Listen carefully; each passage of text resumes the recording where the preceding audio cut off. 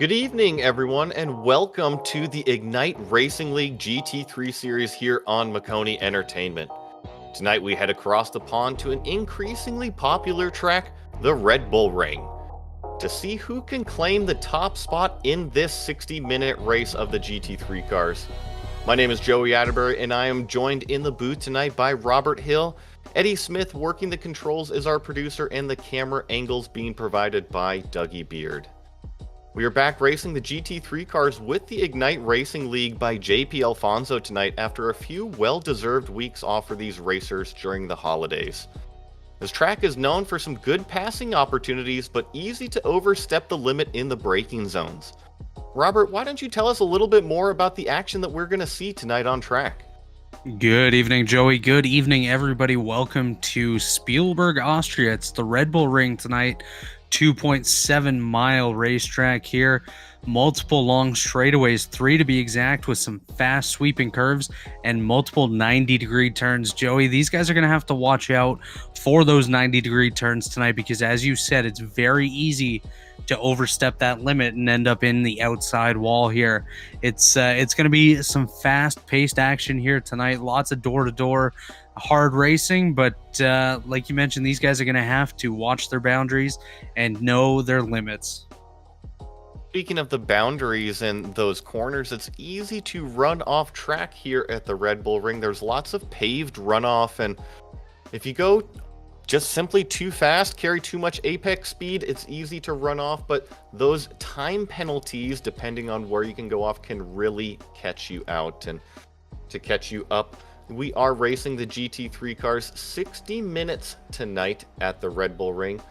All of the cars have a 40% fuel load and mandatory 1 tire change minimum for all of the competitors tonight. And that means there's going to be strategy, Robert. And I know that this is only 60 minutes, but with these competitors doing 2 stops, when do you take your tires? Do you take your tires at the first stop? Do you take your tires at the second stop? We'll see how it all plays out, but one thing's for sure, all of these drivers are going to have to figure it out by themselves on the racetrack.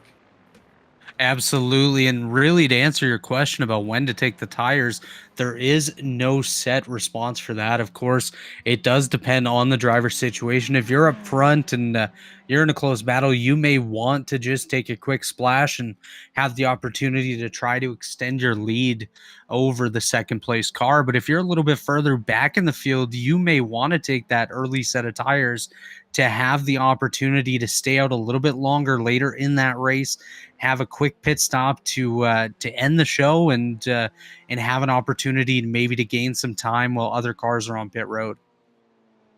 And while these cars are still qualifying right now, I want to let everybody know of a pretty cool event that Maconi Entertainment has upcoming. This is the 2023 Drivers Gauntlet. If you're interested in this, head on over to MaconiSetupShop.com. Click on the event signups over there. You can find out more about this, but basically goes through the NASCAR ladder system and start with the Legends, end with the NASCAR Next Gen cars. There's winners for each one, and the dollar value there is cool. Pretty cool. Also, custom trophy for the all-time winner, $10 to enter one event. $40 gets you into them all. I can't wait to see how that one ends up. And the first event here is coming up in just a few days. And to get back to everything here at the Red Bull Ring, Robert, it looks like Giancarlo Schliemann currently our provisional pole sitter. Yeah, Giancarlo Schliemann has a very quick lap here today, 129.15. That is nearly 2/10 quicker than Jose Puig there in second place in the number 8 car. Currently, his time on the board is a 129.3. Then we have another 3/10 of a second back to JP Alfonso. So there's a bit of a difference up towards the front in the pace here tonight. But of course, one car speed definitely is different than when it comes to racing in a pack. So it'll be interesting to see if Giancarlo can pull away a little bit from Puig early on in the event, or if it's going to be really close among these guys. I think it'll stay pretty close among all of these GT3 runners, and I know that Jose puts in a lot of time, so does JP. In fact, all of these drivers really do. Juan Salazar, these are the regulars here in this GT3 series. And as you see, the time is running out on qualifying, and we'll have to see. The checkered flag is currently out. I do not believe that they let these laps end out here. This should be the end of qualifying, and we'll get to our starting grid here in just a minute. And want to take a look at this weather that we got going on, because it's not quite iRacing day, but it is in May. It's 101 degrees on the track, 68 degrees ambient, but 101, Robert.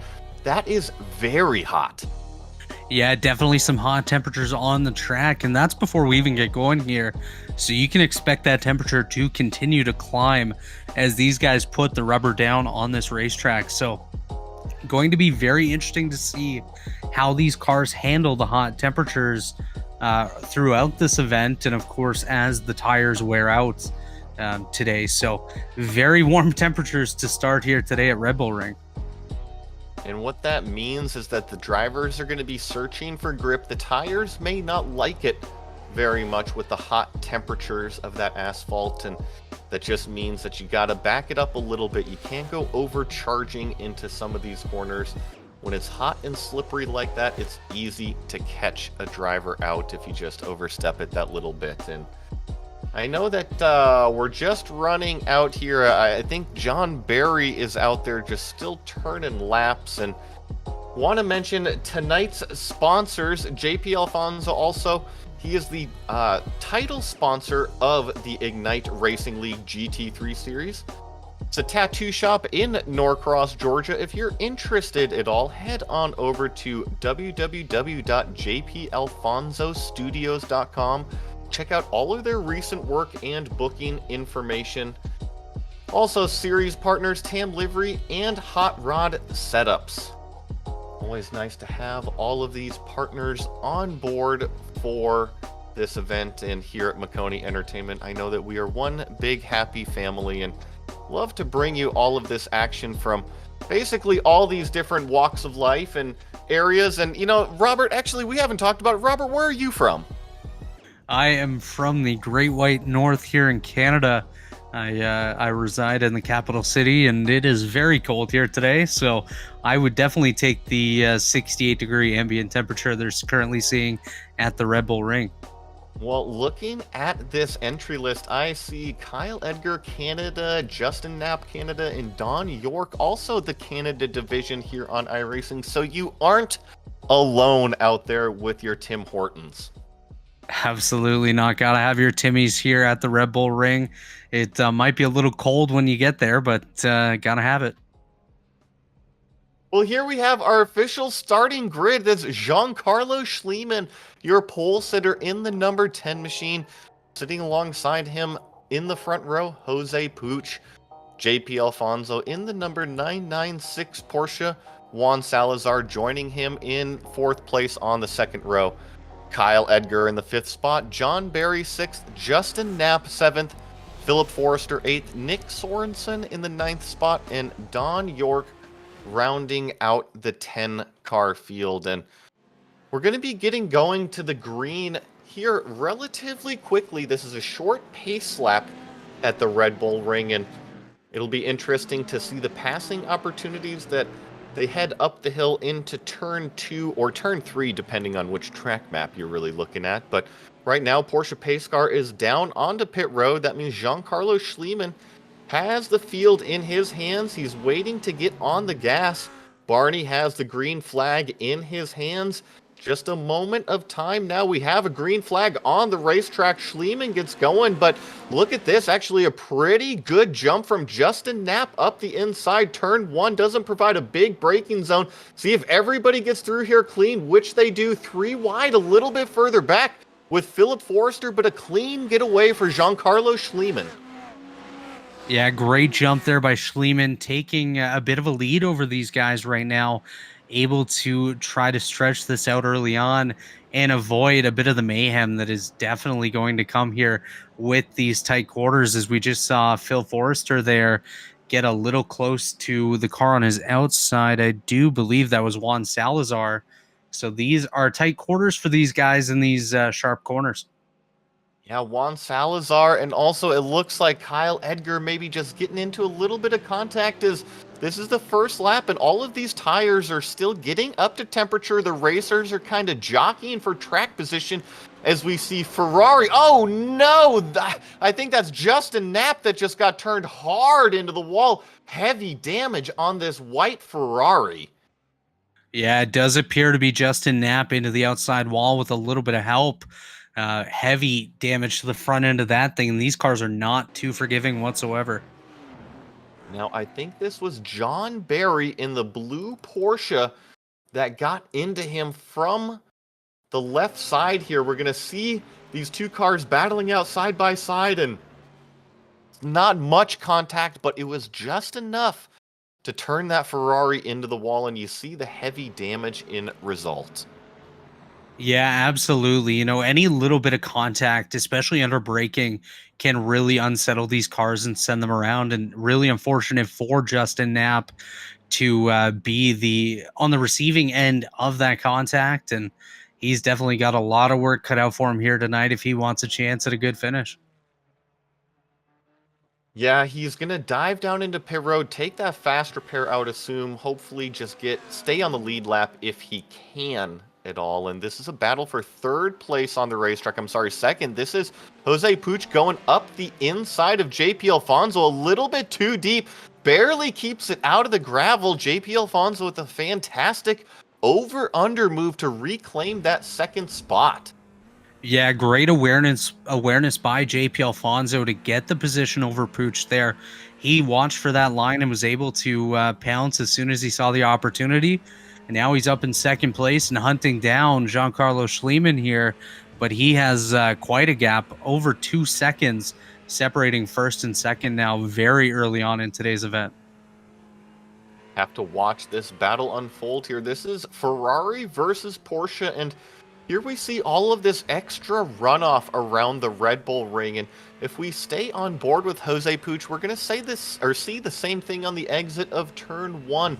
You might make this nice apex on the right side, but all of that extra runoff there, and maybe it's inviting, but if you go too far out, Robert, here in the sim, we have what's called a slowdown penalty. If you overstep that limit too much, they'll actually tell you on screen, no, you have to slow down now and give you that time penalty in seconds.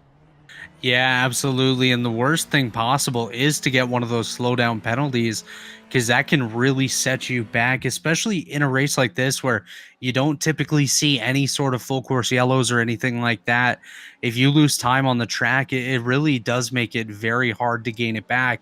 And in addition to those runoff areas, you do have some pretty thick curbing as well, which if you jump over that curbing at the wrong angle, it can send you around and you don't really have to worry about those slowdown penalties whatsoever. Yeah, right you are, and great job by our producer catching Kyle Edgar, making his way around Juan Salazar, move him up a position into the 4th spot. These are two Ferraris paired together on track, and this is a good race between Kyle and Juan, and also JP and Jose are still at it for the 2nd place position. It'll be interesting to see this number 47, this white Ferrari, now that Kyle has cleared Juan Salazar, to see if he can go ahead and chase down Jose Puig and JP Alfonso in front of him, which also looks like it's side by side into one, but Jose, oh, look at this. This is what I'm talking about. You got to be careful about those exit curbs. And sure enough, Jose Puig is now side by side with JP Alfonso. He's actually going to carry the momentum, have the track position, and already be cleared for the 2nd place. But JP Alfonso is going to be pretty aggressive, go late on the brakes, make a little bit of contact with the Ferrari, but not very much. Jose Puig up to 2nd. Yeah, Jose Puig able to move back up into the 2nd position, but one thing you really have to keep an eye on is not too far behind them. We do have the cars of Edgar, Salazar, and Forrester. They are only about 2 seconds behind our 3rd place battle. So one little slip up, and all of a sudden we have 5 cars battling for the 2nd position. You're right, and check that out. Kyle Edgar has led this train of Juan Salazar as well as Philip Forrester, and as long as they play nice, Juan Salazar needs to keep the pressure on Kyle Edgar to keep going faster to catch these guys. But here we go, a little mistake out of that white Ferrari, but I don't think that Salazar's got the track position to do anything about it. This is a sweeping right turn, very fast, very tough to hang around on the outside, and there you see Kyle Edgar take that position back. Juan Salazar getting pretty aggressive through the final turn. This is going to open up the door for Philip Forrester. Is he even going to be able to get up alongside Kyle Edgar?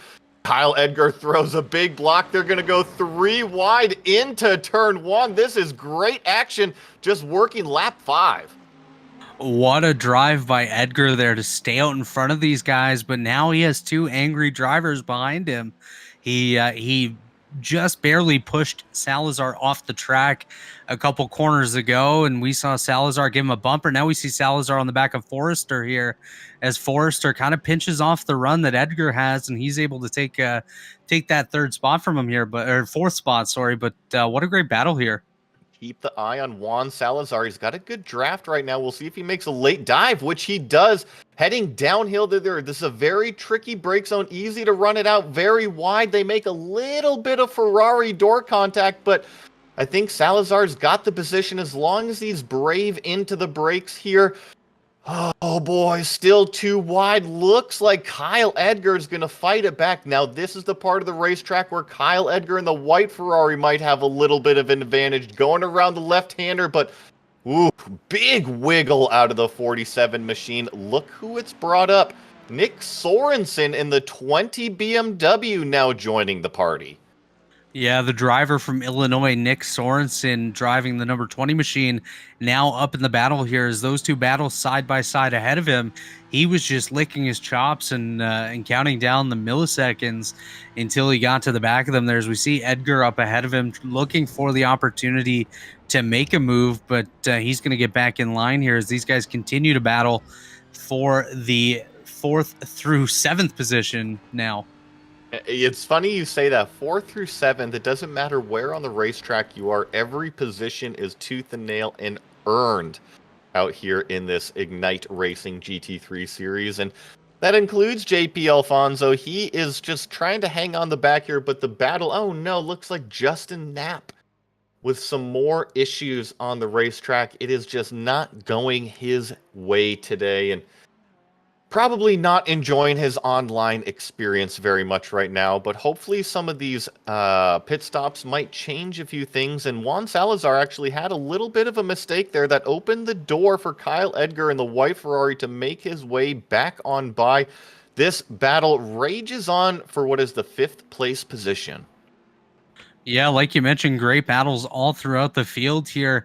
Of course, Schliemann has been able to pull away from Pooch, but Pooch and Alfonso about a second between those 2, and then back from Forrester all the way to Sorensen, barely 2 seconds separating 4th through 7th. So great midfield battle for these guys here. No, Kyle Edgar just goes around in the final turn. No contact, but unfortunately he got in too hot. Lost the back end of the Ferrari, and he did a little bit of a half spin. You see him get back on the racetrack here. We're going to catch this replay. Looking out the back end, this is Juan Salazar. Now, from what I saw, I didn't see any contact come from Juan Salazar. And oh no, I'm still watching Kyle Edgar. He's got damage. He just hit the wall hard again going into turn 1. He had to hit the toe button. Yeah, definitely unfortunate there for Kyle Edgar. Was having a really strong run. No, I did not seem to see any contact between Edgar and Salazar, but this is a very easy corner to unsettle the car and go around, and we just saw that with Kyle Edgar. Yeah, you can just see he's battling that car basically through this last portion of the track, and he goes around, and then, like you mentioned, unfortunately into the wall, and now he has damage aboard that machine. Yeah, if we ride on board with Juan Salazar, he had the best view of that incident, and unfortunately, that takes another one of our front runners kind of out of this race. We saw Here's the view from Juan Salazar. You see Kyle Edgar already wiggling, and then through the last corner, just had no grip in those rear tires. Around it goes, and Juan Salazar says, hey, you know what? Thank you very much. I will take that 5th place position. And here we have the 2nd place runner and 3rd place runners on track. This is Jose Puig in the maroon Ferrari being hounded by JP Alfonso in that black and yellow Porsche. JP Alfonso was in front of Jose earlier in the race, and Puig got around him, but it looks like JP still has some pretty good speed in the Porsche. Absolutely. Still seeing great speed, like you mentioned, out of the Porsche there. It's a nice battle between Puig and Alfonso as we now see Puig taking off just a little bit. But we see some strengths here by Alfonso heading down into this set of corners here, able to close the gap a little bit, but it looks like Puig may be a little bit better when it comes to those long straightaways. And to report a little bit further back, I actually see that Nick Sorensen made his way around Juan Salazar at some point. I'm not sure where that happened, but that promotes Nick Sorensen in that black number 20 car into the 5th spot, and he's one of our biggest movers. Him and Philip Forrester, who's running 4th place in front of him on track, have both moved 4 positions up. Biggest movers of the race so far here tonight at the Red Bull Ring.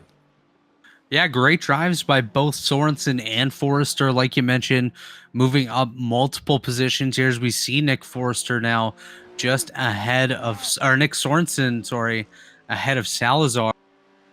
Doing a great job right now, just trying to work his way up through the field. Now, let's shift the topic just a little bit, Robert, because things are starting to calm down on the racetrack, and one thing that's not going to be calming down soon is pit road. Remember, we have 2 mandatory pit stops this race, and with a 60-minute race, that means if you split it up evenly, these drivers might be coming in about 7 minutes if they split the stints up evenly. Yeah, we should be just a few minutes away from that pit stop. Like you mentioned, if they do opt to split it evenly, we may see some guys a little bit further back, or even our race leader come down a little bit earlier and then stretch that later stint. But definitely something to keep an eye on, as we know these guys are going to try to do something to have a bit of separation, especially in those 2nd and 3rd place battles, as well as 4th through 6th, where we see these guys basically on top of each other. Well, you kind of take the words right out of my mouth. You lead me to my next point, is that with these close battles, that strategy, you can do an overcut or undercut on the car that you're battling based on how aggressive you are onto pit road or coming out on pit exit. Also, depending on what your tire strategy is going to be tonight. If you remember, we talked a little bit about that pre-race. Do you take your tires on the 1st stop or the 2nd stop? Yeah, definitely a hard question to answer. For me personally, I think I would go with taking the tires on the 1st stop, because I know I've pushed it a little bit harder early on and really worn through the tires. But now I'll know where my limits are and how to kind of extend that tire life a little bit later on in this race. So for me, it would be an early stop, 4 tires. You know, and I'm going to have to go ahead and say I'm going to take my tires at the end, because I just want to get through the meat and potatoes of the race. You know, don't phase me during that. Let's go ahead, hit our marks, just turn our laps as best we can, and then give me the hot, fresh stuff at the end to go lay down qualifying laps, essentially.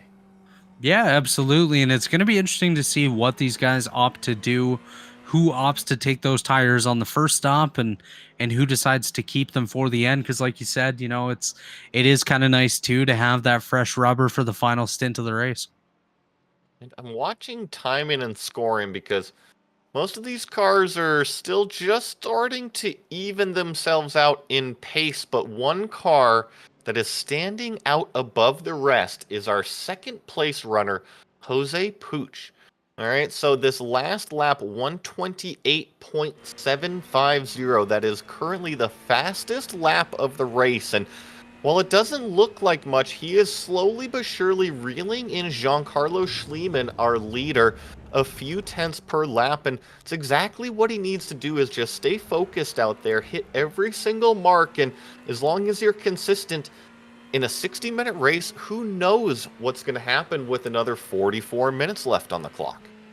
Yeah, absolutely. As you can see there on your screen, the difference in the lap times, that is actually quite a gap between those two, lap by lap, just gaining every single lap here for Jose Puig. So we can definitely expect to see him maybe have a shot at competing for this victory towards the end. But of course, pit strategy definitely going to come into play. I'm just trying to think about the setups, and everybody races the car differently, and you got to be able to have the setup last around the whole course of the race. And maybe Giancarlo Schliemann is suffering a little bit with the tire wear out front as he actually runs very wide. And something else that we haven't actually said is that Giancarlo Schliemann is in a Lamborghini, and I think he is the only Lamborghini in the field that I see. Actually, there's one more. Don York is back there in a Lamborghini, but it'll be interesting to see how the two Italian makes line up around this racetrack, especially with how much straightaway is involved.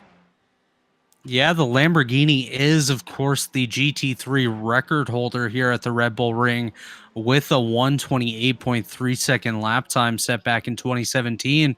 So I think if I'm Giancarlo Schliemann, I'm looking at that and thinking, okay, this Lamborghini might have a little bit of an upper hand here. Yeah, but he shouldn't trust that data too much because remember, we were talking about that gap being upwards of 3.5 seconds. Well, Jose Puig has shrunk it down. It is now under 2 seconds between Schliemann and our second place runner, this number 8 Ferrari. And we're getting closer and closer to the pit window being open. This is going to be strategy time for Jose Puig. Does he throw a curveball at our leader, Schliemann, maybe pit a little bit early to make Schliemann wonder what's going on? Because we have to remember, in sim racing, most of these competitors don't have somebody as a spotter or maybe a crew chief on the box telling them what's going on with the other competitors. They're simply relying on the tools that they have, which is usually just the relative black box in the car. Yeah, absolutely. Like you mentioned, a lot of these guys are basically their own crew chief and strategist here tonight. Looking at the data that they do have in the car, as we do see Salazar actually has come down pit road. So there's one of our first cars to come down pit road. We'll see if anyone else follows that lead as we are getting close to that first third of the race mark here. But yeah, these guys are having to make the decisions on the fly, kind of by feel of the car and of course the relative distance between themselves and the car they're chasing as well. And you mentioned Salazar coming down pit road, and he just barely overshot the box. He had to back it up a little bit, and his car is up on the jack stand, so that means he's taking those tires this first round. And one other thing to note is they do have 40% fuel capacity, so these cars are literally out of gas and having to come down pit road. But with the iRacing change recently, Robert, I don't know if you know this, but here in the road racing stuff, it does tires and gas at the same time versus before it would do one and then the other. Maybe we see guys take tires both stops. I don't know. We'll find out. Yeah, that's definitely a possibility for these guys. I mean, depends on the feel, of course, but it'll be interesting to see if anyone does opt to go with tires both times, and we'll have to definitely keep a close eye on that. And just to let you all know, they don't have to take tires both times. They do have to take tires at least during one of their two stops. It is mandatory that they take at least one set. Here we are on board. Jose Puig still trying to reel in our leader. Nothing has actually changed. It's stayed stagnant 1.9 seconds between Schliemann and Puig, and looks like the Ferrari might be a little bit better on the brakes, but that Lamborghini gets the power down drive off of the corner pretty nicely here. And will be interesting that we saw Juan Salazar be the first car down pit road, and Wonder if these two cars will pit together, if they'll pit on separate laps, or what we're going to see unfold here in probably a matter of the next 1 to 2 times by the stripe. Yeah, my assumption is we'll likely see Schliemann down pit road first, and then Pooch may follow him directly or stay out just one additional lap. But you definitely do not expect them to extend it too much, especially considering, like you said, we are on 40% fuel, and these guys have to be close to running on fumes at this point. I would think so. Looks like the Lamborghini is in fact going to stay out one more lap, as well as Jose Puig. They're going to stretch it one more, but we do have JP Alfonso coming down pit road here. This is a pretty tricky pit road entry. He keeps it on the pavement, goes down hard onto the brakes, onto the pit lane speed limiter. Now he's accelerating up to that pit lane speed limit. Like I said, really important not to overshoot the box. You've worked so hard to gain all of that position and time out on track. Don't blow it by making a simple mistake here. And he as well goes up onto the jack stands. That means tires for JP Alfonso. Absolutely, 4 tires here for JP Alfonso as well as fuel, as we anticipated here with these guys only running the 40% capacity. But like you mentioned, you definitely have to hit your marks on pit road, as we see a very nice stop there for JP Alfonso. But if I'm coming down pit road, I am going to prime those brakes, make sure they're ready so I can hit my marks 100% on pit road, as we do see Schliemann go past a lapped car here to put him one lap down. Yeah, that was Justin Knapp. And remember, he had those problems earlier on, and just really heads up from the driver of that number 80 Ferrari to see the leaders coming up in the mirror, say, hey, you know what? I don't have a fight in this. Pull off to the side and let them go. And looks like our leader, Giancarlo Schliemann's going to stay out one more lap. Jose Puig is going to follow right in his tire tracks. And interesting on the strategy. We'll see it all play out. But if you ask me, Robert, I like to throw a curveball at my competitor, at least, because if you follow them, that's exactly what you're doing. You're following the leader. And if you want to make a change on the racetrack, you yourself are going to have to do something different.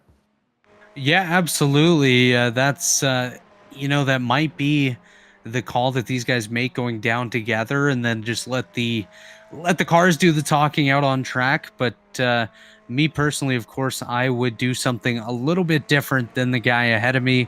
Either try to go one lap further and build a little bit of a buffer, or come down the lap before him, which of course would just be kind of throwing a dart in the dartboard in the dark here, and just hoping that that he will come down the next time. But as we're kind of getting closer and closer to the halfway point of this event, you have to wonder if maybe they can make it on one stop.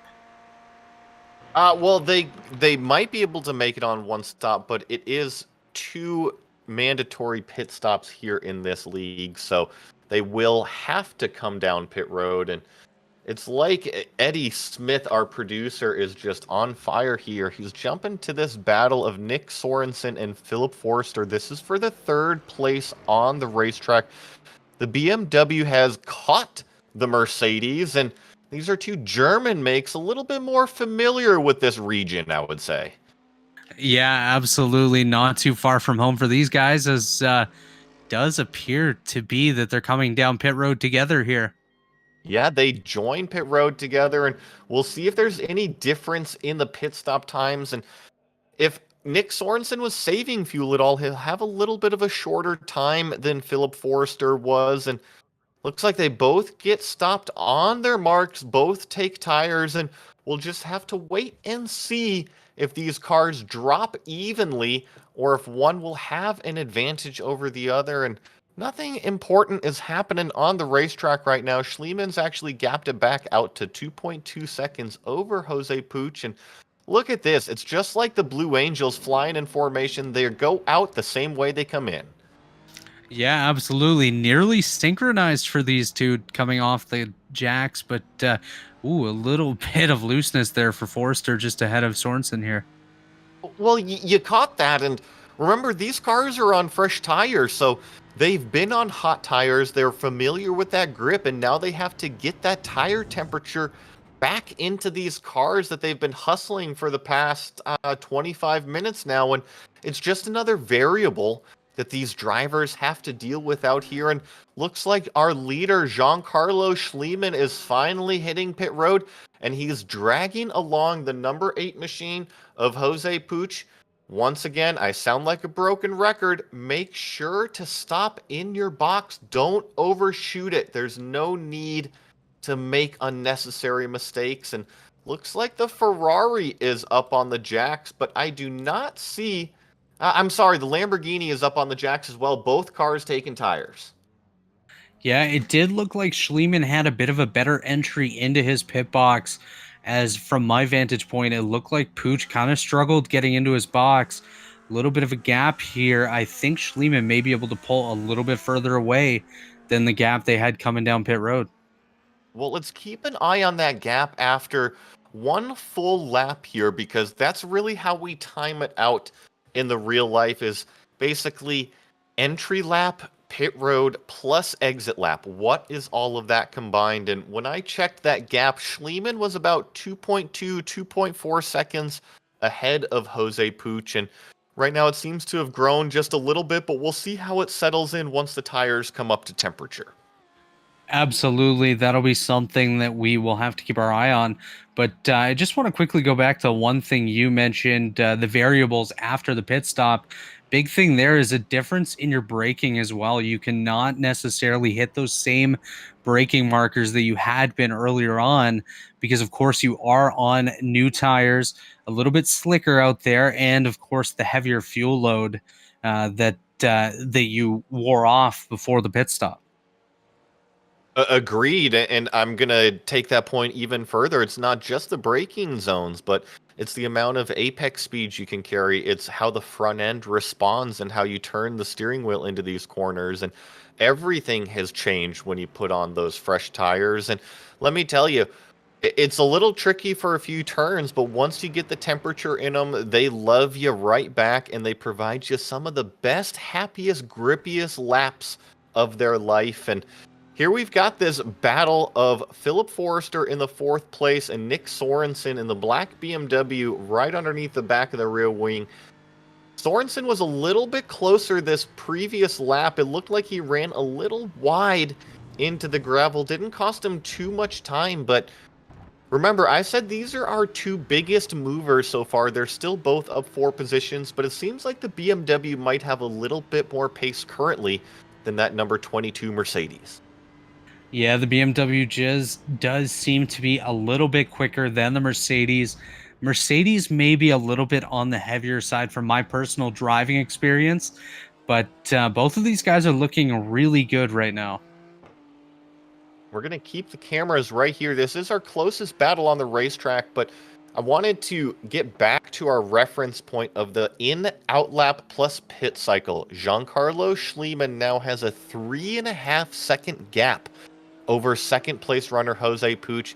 He definitely killed it on that pit stop cycle in comparison to that second place car of Jose Puig. But here's Nick Sorensen getting closer to the back of the Mercedes. Now that left-hander was the corner that he ran off track this last lap, and obviously did not make the same mistake this time around. And it can be really tricky, Robert, at this racetrack, because you see how many high-speed corners we have, and the aero wash off of these GT3 cars, even though they are production cars, it is enough to kind of stall out the car behind.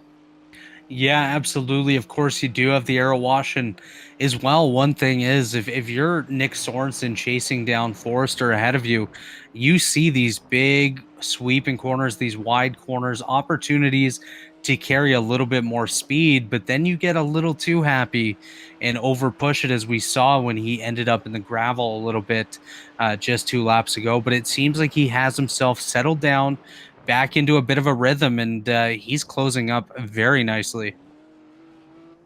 The other thing to make a note of is it's not happening very fast, but Philip Forrester did have a faster lap time than the car in front of him, which is JP Alfonso. And as you see, as we ride on board with Nick Sorensen, you can actually catch JP Alfonso every now and then up the racetrack. He's not very far up there. He's only about 3 seconds in front of Nick Sorensen. So if JP Alfonso makes any sort of mistakes in that Porsche that we've seen a few competitors already make, he's going to fall right into the lap here of this Mercedes and BMW battle and have another German make join the fun. Absolutely. Three's a party, so why not? But yeah, exactly. Great point by you that these guys are getting closer to JP Alfonso. The gap kind of stretched out right now just a little bit, and then it closes right back up. But like you mentioned, one little slip up, and all of a sudden JP Alfonso's battling with Forrester and Sorensen.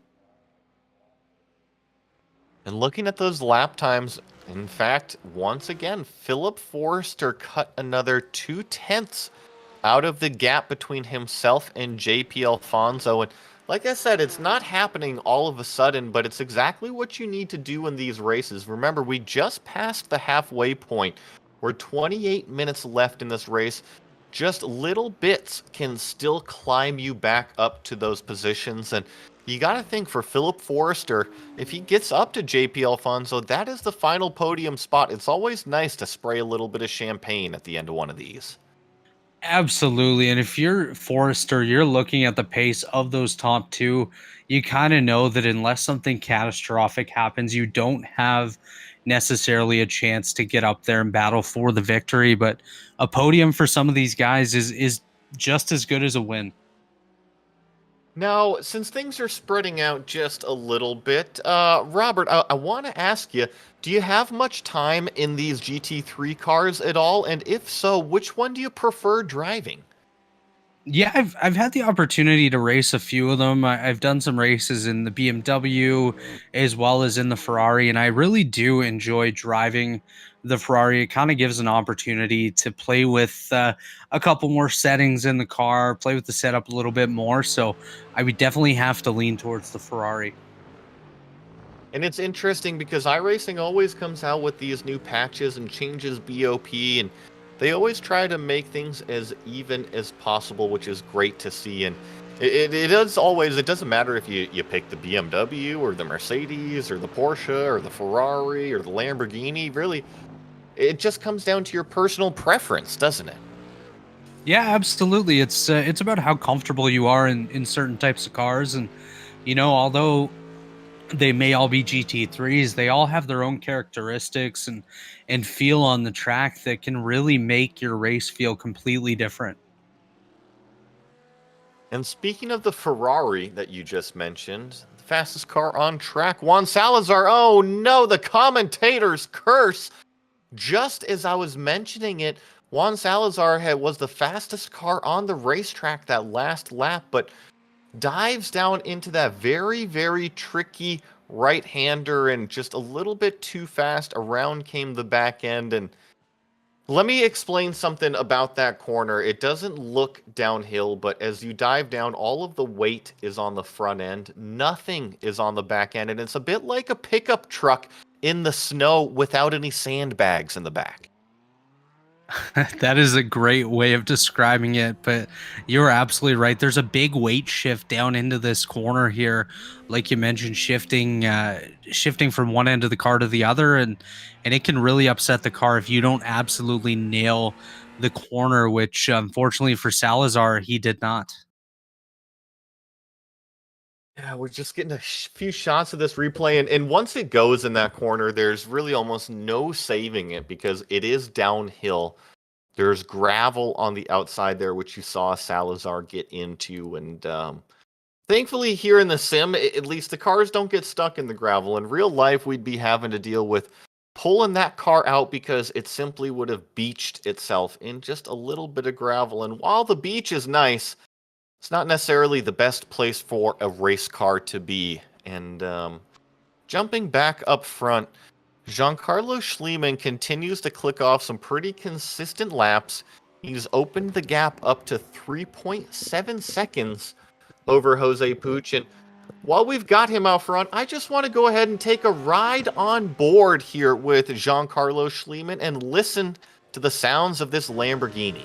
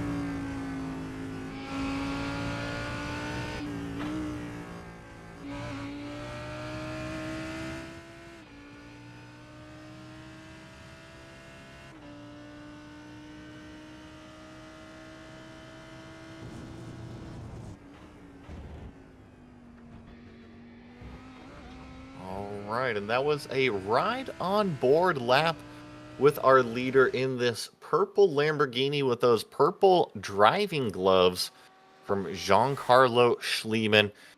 He's laying down some really fast laps. He is now the fastest car on the racetrack, just actually by 1/100th of a second over Nick Sorensen in that BMW. But the purple Lamborghini certainly seems to be hooked up right now, almost 4 seconds in front of the fellow Ferrari of Jose Puig.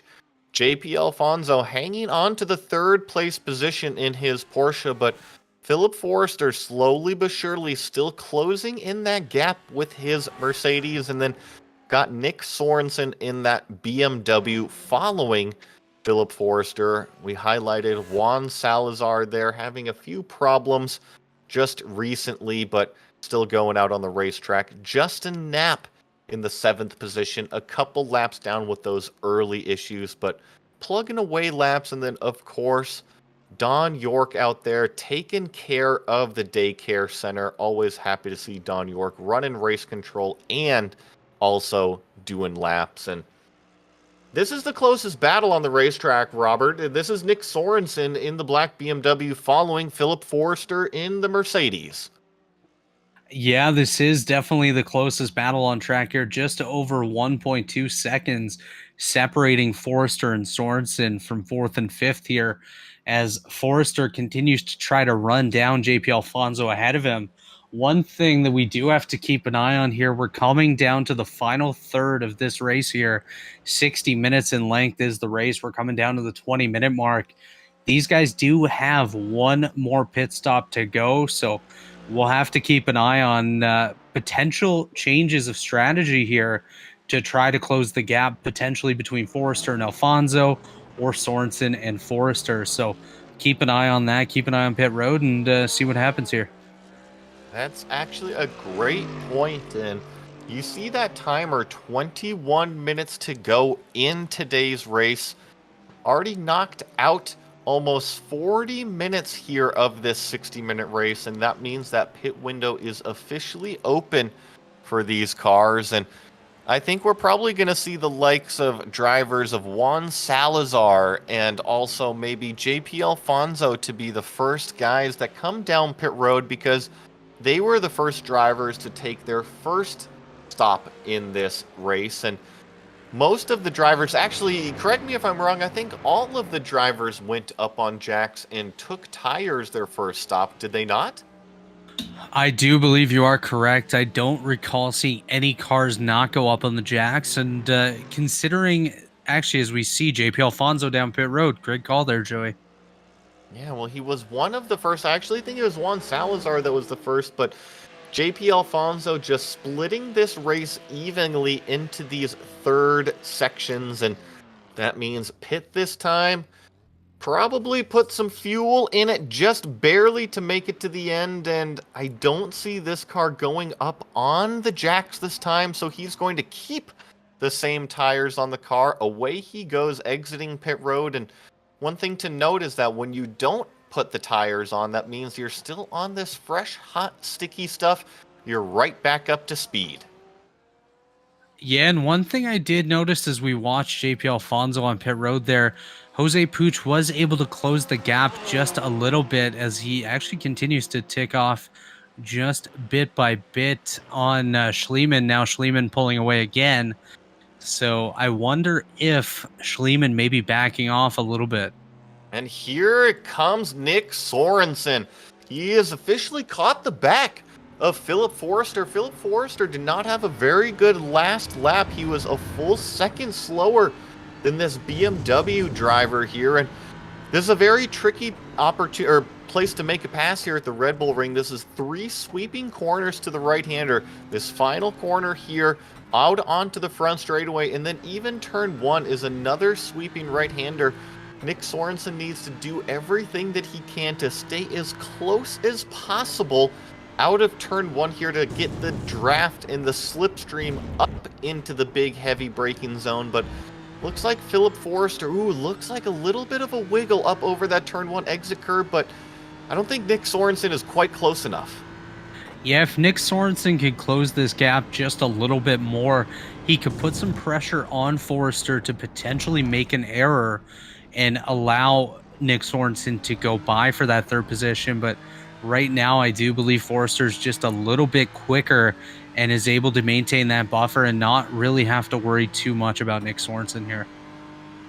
Well, and I mentioned it was just kind of an odd lap from Philip Forrester. He must have had a mistake that really allowed Nick Sorensen to catch up there. And not to take anything away from Nick Sorensen, he's had plenty of speed tonight, but it can be really tough to pass here at the Red Bull Ring. And I think that's kind of been the case of this battle. And the reason why Nick Sorensen was able to get so close was a mistake out of the Mercedes. But guess what? These drivers still have 17 minutes left to go. There's plenty of mistakes that can still be made. Absolutely, and you throw in the curveball of a pit stop still in this event. Lots of opportunity to potentially slip up on pit road, maybe enter pit road too quick, or not hit your marks in the pit box, and all of a sudden that can throw you from the third or fourth position all the way back behind JP Alfonso as Juan Salazar is on pit road now. Take a look at this Ferrari coming down pit road now. I've said it once. I'm going to say it again. Make sure you stop in the box. Juan Salazar overshot his stall a little bit the first time, and looks like he gets it stopped on time this time, not going up on the jack. So once again, just fuel only for this number one Ferrari, and he'll be getting going back on the racetrack just very shortly. Already done with the fuel. And if you ask me, these drivers are being smart. They're not filling up the tank completely. They're just taking what is needed to get them to the checkered flag. Yeah, absolutely. And, there are some great opportunities with third-party software here on iRacing that can do those calculations for you when it comes to your fuel, and you don't really have to do much. And I'm sure some of these guys are using those pieces of software really to take a bit of pressure off of them having to do math in the middle of the race. Well, that's a great point, and I mentioned that sim racers are by themselves out there. In real racing, we have strategists, we have a crew chief, we have a spotter, and we have all of this team of people to help us with what's going on. And in the sim world, these drivers don't have that, but what they do have is access to these third-party applications that can help with those roles of figuring out how much fuel to put in the car or being a spotter out there. And so they're not completely alone, but it is still to each competitor to go and access that information for themselves. Yeah, absolutely. Of course, there is still a bit of responsibility for the driver, but one thing I've noticed over the last couple laps is Jose Puig has been able to slowly uh, bite into that lead that Giancarlo Schliemann does have. Now under 3 seconds is the gap between first and second, so maybe an opportunity here for Puig to take advantage of a pit stop strategy. It's a little bit like deja vu, isn't it? Isn't this what we saw out of the first stint, is that Schliemann was able to run away with it a little bit, but nearing the end of the fuel stint cycle, seemed like Jose Puig in that Ferrari had plenty of speed in that prancing horse, and kind of looks the same way right now in this second fuel stint. But this is still the closest battle on the racetrack, and Nick Sorensen, I think, is starting to show more and more speed over Philip Forrester. He's consistently now under a half a second behind this Mercedes, and if you ask me, he's making the speed in the right places and on the corner exit. Yeah, absolutely. We're seeing great speed on exit by Nick Sorensen here. He's just looking for the right opportunity to make that move around Philip Forster. Of course, with the upcoming pit stop, you don't really want to risk too much just to make a temporary pass. So it'll be interesting to keep an eye on these two, I believe, after the pit stop is made here very shortly with just under 14 minutes remaining. Yeah, it will be interesting. Actually, it looks like Sorensen is as close as he's ever been. Philip Forster going with some very interesting blocking moves. I'm not so sure about that. That was weaving back and forth on the racetrack. Nick Sorensen says, you know what, you can just go ahead and do that. I'm going to try to set you up for a little bit of over-under here as this Mercedes runs a little bit wide. Nick Sorensen being very patient with this battle with Philip Forster. Yeah, absolutely. Again, these guys know that they do still have a pit stop to go, and just making the pass right now may not be what they need for the long run in this race. We see a lot of pace here out of Forrester and Sorensen. I believe Sorensen is a bit quicker, and it'll be interesting to keep an eye on these guys over the next few laps.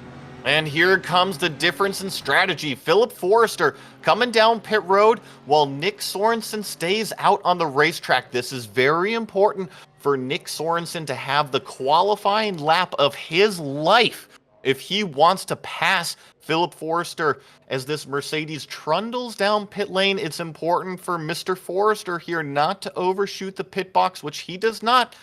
But up on the jacks goes the Mercedes, so he's going to take a fresh set of tires. Now, Robert, this also plays into that strategy. What about tire warm-up? Yeah, I think it'll definitely be interesting to see the difference between fresh tires and most likely no tires that we'll see on Nick Sorensen here shortly. But Philip Forrester now has to take a lap or so to really work in those tires to be able to get up to speed. But once he does, he should have a bit of an advantage over any car that does not take tires. So we'll have to keep an eye on his closest competitor, Nick Sorensen here, who's likely going to pit in the next lap or so, to see the difference in raw speed between these two. And Nick Sorensen is on a great lap. He is over half a second faster than his last lap when he was following Philip Forrester.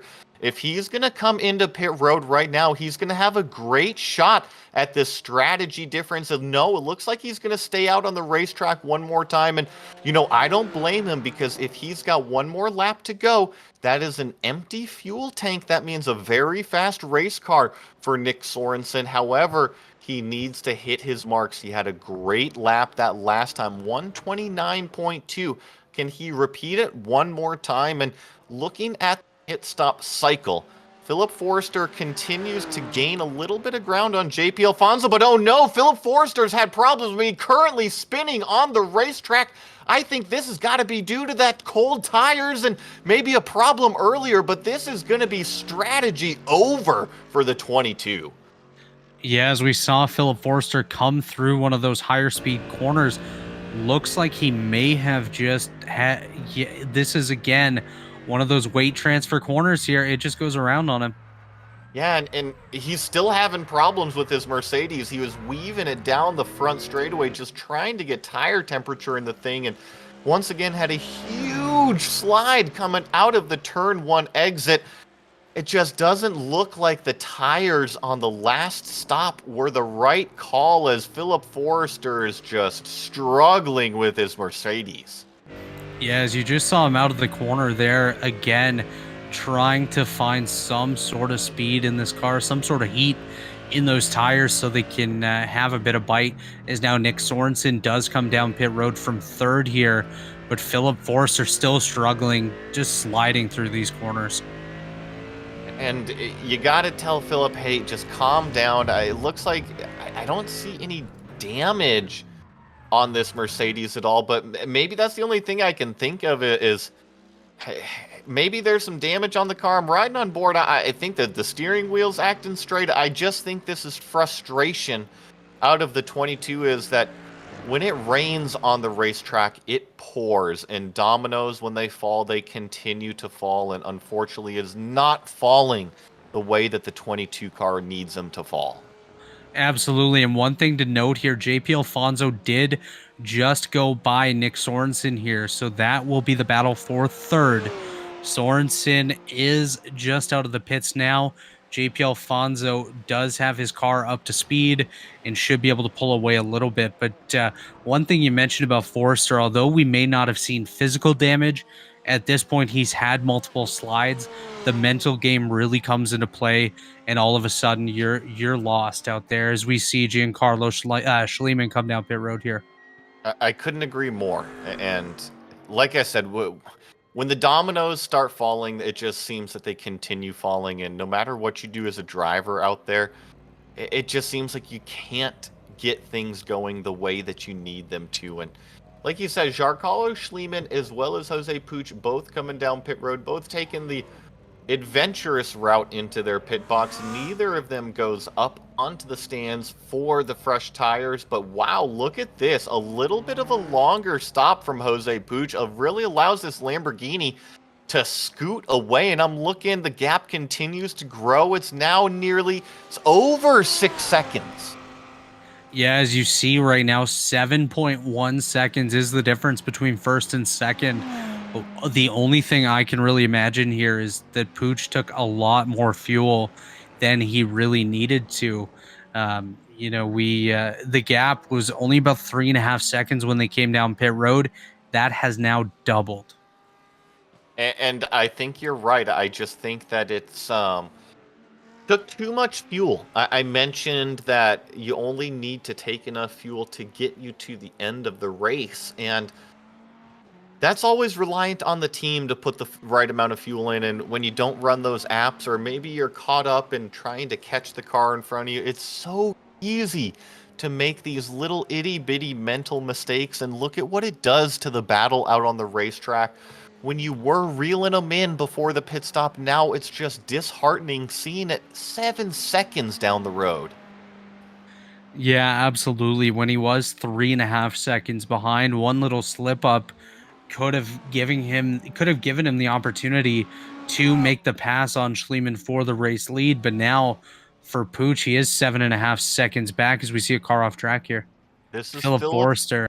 Yeah, Philip Forster. Like I said, when it rains, it pours. And unfortunately, this is just unraveled for the number 22 Mercedes. You actually see Giancarlo Schliemann, our race leader, go by him right here. Put Philip Forster one lap down when he was out there hunting down JP Alfonso for the final podium spot at one point earlier this race. And you see just really a lot of frustration out of Philip Forster, and then with now probably damage from that guardrail contact, just not how he wanted to end the race, I'm sure.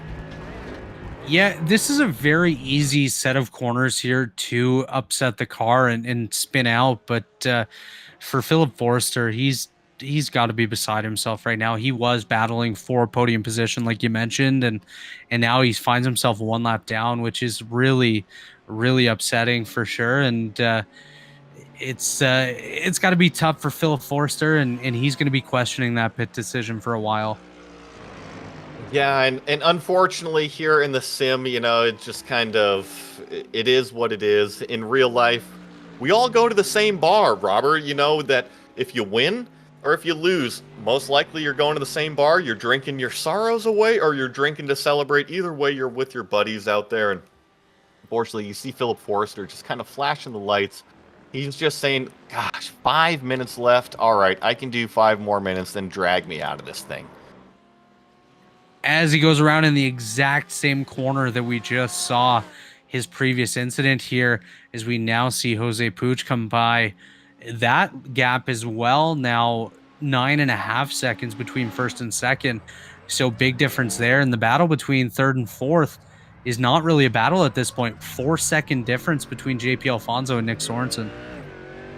And if you remember, before the pit stop, it was Philip Forster hunting down JP Alfonso just that little bit for that podium spot, dragging along Nick Sorensen with him. And now we actually see the same 3 cars running in the same track position out on the racetrack. Oh no, Philip Forster, more problems with that Mercedes. Doesn't look like Nick Sorensen got into him at all, but just unraveling. And Philip Forster, I think, is just looking at the timer, counting down those seconds at this point. Absolutely. At this point, he's just out here trying to make it to that finish line. he does still, of course, have the opportunity to still lose that position if he were to park at this point. Actually, he's doing a little bit of drifting now, as I think Philip Forrester just that's probably the end of that car. I think he eventually is going to hit the tow button. Sure enough, there it goes. Philip Forrester hitting the tow. And let's look at Giancarlo Schliemann. This purple Lamborghini has led every single lap today. Started on pole position. Currently has a 10-second lead over his closest competitor, which is Jose Puig. Nothing really seems to be phasing this Lamborghini and this driver here today. And if he continues at this pace, he'll be collecting a checkered flag in just a couple more laps. Yeah, it's very rare in a race that's dominated by one car that he's not really in the spotlight the whole time, as we haven't really had too much of a battle for the race lead. Of course, Jose Puig has put the effort in to try to run him down, but the battles have really been in the midfield. So Giancarlo Schliemann has had the opportunity just to turn laps and run away with this thing, as we see almost a 12-second lead now. Now, I'm going to twist a little bit of a story here. I don't think it's going to be much because I think Justin Knapp is well off of the pace, but Justin Knapp could actually pass Philip Forrester for position out on the racetrack. As you see, Giancarlo Schliemann, the car in front of Schliemann is Justin Knapp. Now, Justin Knapp is doing lap 35. Looks like he will be able to do probably 2 more laps. So as long as Justin stays in it right now, he's looking at a top 5 after this terrible, terrible start to his race. And I know it's not much. He hasn't been able to race many people, but hey, a top 5 is a top 5. It does actually look like Justin Knapp should be able to get that position this time, which is a very interesting development. As like you mentioned, he's had a rough night himself, but he stuck through it, was able to stay out here, and he's going to have the opportunity to maybe get a top 5 finish here today. Yeah, I think he will, because I see Philip Forrester officially has manually disconnected, so he is not going to be rejoining the racetrack. And here you see the leader. Now, the leader's going to go past him, and the leader will get 1 lap to go. And as long as Justin Knapp, I believe, completes 36 laps, he should pass Philip Forrester on the racetrack, as Philip Forrester is on lap 36. He has not completed lap 36 yet, so we'll just have to see timing and scoring and how this all plays out here. But here we ride on board. This is Giancarlo Schliemann coming down to the lap car of Justin Knapp, and you see just the pace difference there. And Giancarlo Schliemann takes the white flag from Barney. And Robert, you saw how close things can get even on the last lap. Yeah, absolutely. Like you mentioned, a big difference in pace there. That got very close between Giancarlo Schliemann and Justin Knapp. Justin Knapp has now moved into the top 5 position here, passing Philip Forrester, but that could have been very devastating for Giancarlo Schliemann, despite a 22-second lead. Actually, we should have a battle for second place shaping up here, about 0.3 of a second. Yeah, I don't mean to take anything away from Giancarlo Schliemann, but Jose Puig must have had a huge mistake, because he has found himself with JP Alfonso all up underneath the back wing of that Ferrari. JP Alfonso does not have very many passing opportunities, but I tell you what, he got a great run out of that corner. He's looking at one going down the downhill right now. He's pretty far back. This is going to have to be a super send from the Porsche to get close, and looks like Jose Puig is going to hold off JP Alfonso for now, as I believe Giancarlo Schliemann is going to be rounding the final couple of corners in the number 10 Lamborghini. This purple Lamborghini, got my eye on him now, rounding the final turn. He sees Barney the flagman, this time with the checkered flag in his hand. Giancarlo Schliemann taking the win here at the Red Bull Ring. Jumping back to this battle for second place, looks like Jose Puig just needs to keep it on the racetrack in order to keep JP Alfonso behind him. Looks like they will stay this order through the final turn. The Porsche tries to get the power down, but Jose Puch staying in the second spot. JP Alfonso, the final podium position in the third place. And there's Nick Sorensen, the last car on the lead lap. And sure enough, look at that. Justin Knapp, I believe, went up into the fifth position on timing and scoring, gets that top five. And with that, we see all of the donuts that are happening on screen here. We're going to take a real quick break and be right back with the finishing results.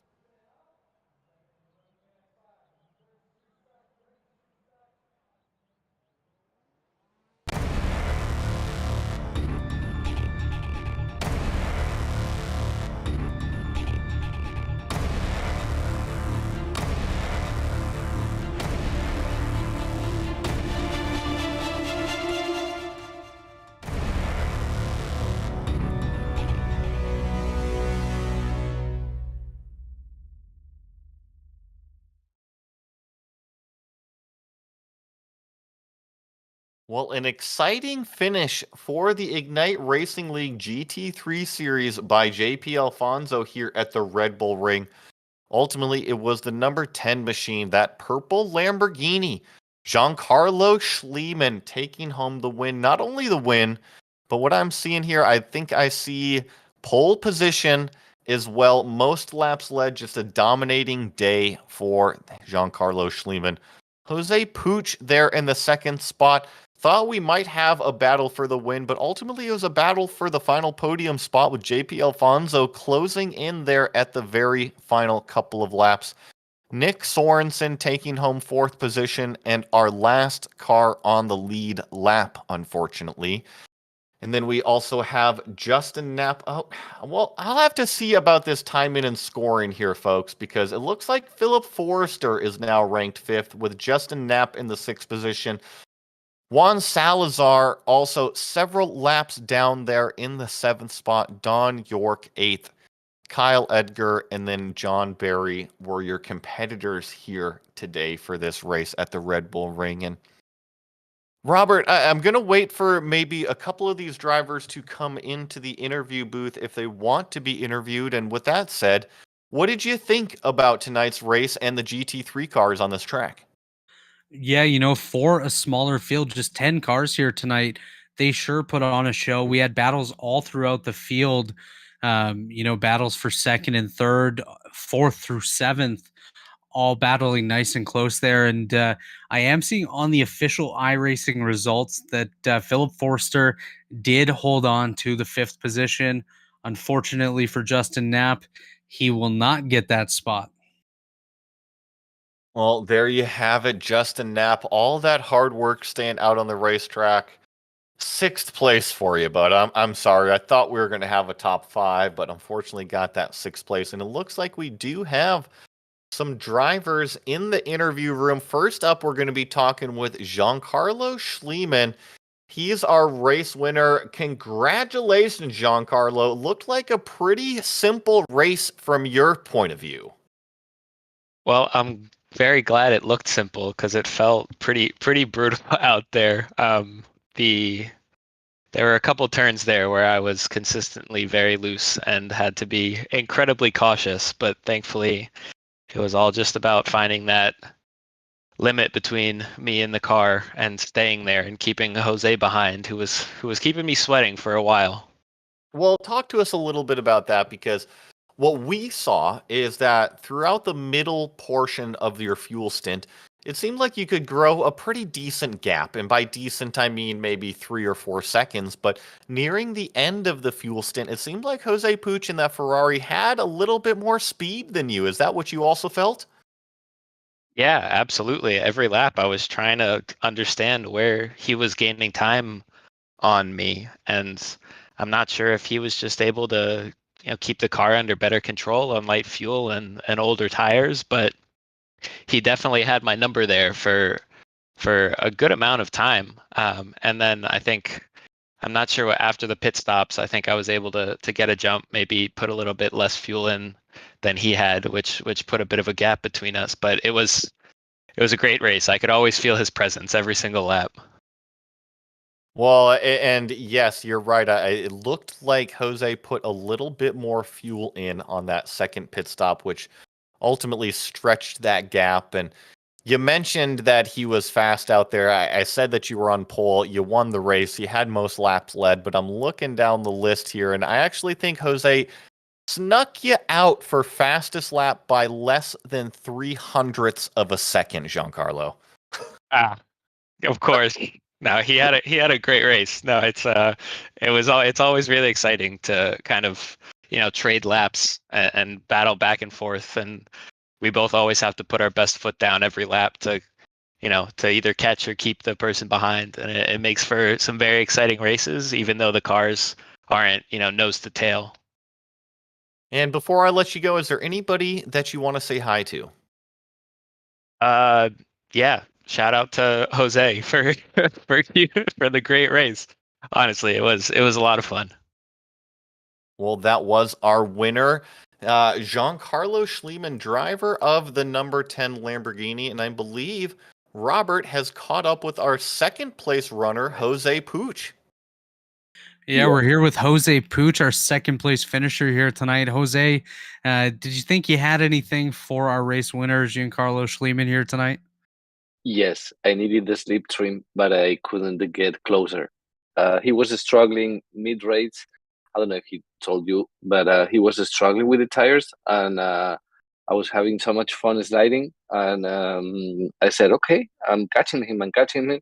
But when I was 2 seconds behind, he got the tires again, and from lap 12 to 16, we were on the 28th, and I couldn't be. I just needed to be a bit closer, 1 second closer, and maybe the story would be different. Absolutely. And approaching the pit stops, we did see you close the gap just a little bit there on our race winner. What do you think was the advantage that you had? Obviously, lighter fuel was one of the factors, but was there something else there that kind of gave you the upper edge? No, maybe when you started sliding, I was having so much fun with the brake and trail braking, and I was sliding the car very nicely. And I think with I don't know, maybe it's the Ferrari with the tires when the tires are starting to when you're starting to lose the tires, it slides a lot, and I was having fun. Maybe Absolutely. that was it. That was it. Absolutely. And just before we get to your final shout outs here today, we did notice on the final pit stop that the gap was stretched just a little bit. Did you take a little bit too much fuel or did you miss your marks getting into the pit box? No, getting into the pit box, I spun and I almost lost the car and I almost missed the entry to the pit, and that's why I lost 4 seconds there. And then that was it. I took it easy. I decided to wait for JP to see if we could have some fun, but nope, I beat him, so I'm happy. You did beat him indeed, Jose. Just before we let you go here today, is there anyone you'd like to give a shout out to? Well, the few that are racing there, because without them, would be alone at the track. So thanks to everybody, and yeah, everybody, Don for the setups, and JP, of course, and you guys for being there. Thank you very much. Absolutely. That was our second place finisher, Jose Pooch, and we actually have quite a few more interviews here. Looks like we've got really the top five. Our final podium finisher, though, JP Alfonso, now joining us from the racing seat of his virtual Porsche. JP, congratulations on the podium finish here tonight.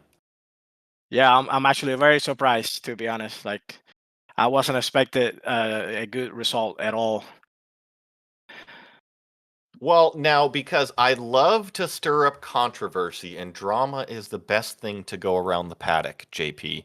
We just had Jose in here for an interview, and he said that he purposely slowed down to let you catch up, but then you still weren't fast enough to battle him. What do you feel about that? Well, yeah, he told me that he's gonna wait for me. I told him like not to because we don't want to risk it right at the end. I think and Nick was right behind us about 6 seconds, and I told him not to risk it. I didn't want to be in the dirty air, but he insisted that he wanted to wait because he was bored. I was bored too, and I said, well, if you're gonna wait for me, let's try to go at least for the fastest lap. So I was trying to take his draft to go for the fastest lap, and but I was going at a good speed, and I slowed down in turn three. I lost all the time, so I said, never mind, don't worry about it. Let's just finish the race, and that's it. At that point, I wasn't, you know, at the beginning of the race, once I realized that Salazar wasn't near close to us, I was already like relaxed in that. That's the only one that I was worried about. Um, so Well, and then talk to us a little bit about the kind of the middle portion of the race for you, because, like you said, it was a lonely race for you for the most part. But there was a point that Philip Forster in that Mercedes started to catch you. Were you feeling that at all? no, I was just keeping at a comfortable pace. I wasn't pushing the car at all, like I was saying earlier. Uh, like I said, me and this track, we don't get along. Turn one for me is always a headache. I'm very always insecure how I'm supposed to take it.